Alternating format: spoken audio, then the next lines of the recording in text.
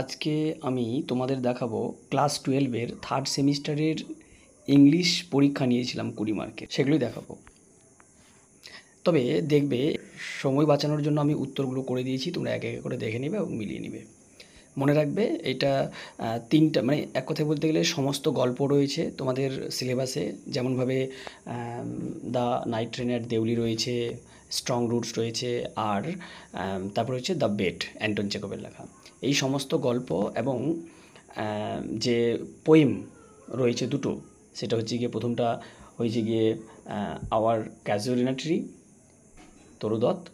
তারপরে আরও একটা রয়েছে ইউলিসিস, যেটা লিখেছেন লর্ড আলফ্রেড টেনিসন, মানে আলফ্রেড লর্ড টেনিসন।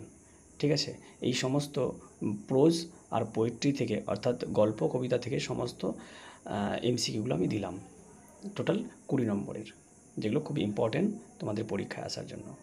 ওকে, তোমরা হ্যাঁ মনে রাখবে, এই প্রশ্নপত্রটা আমি আমার টিউশন সেন্টারে পরীক্ষা নিয়েছিলাম।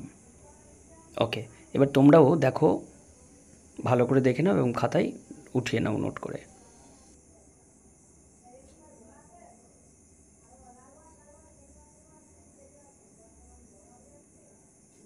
দেখে নাও 20 নম্বর প্রশ্নটা।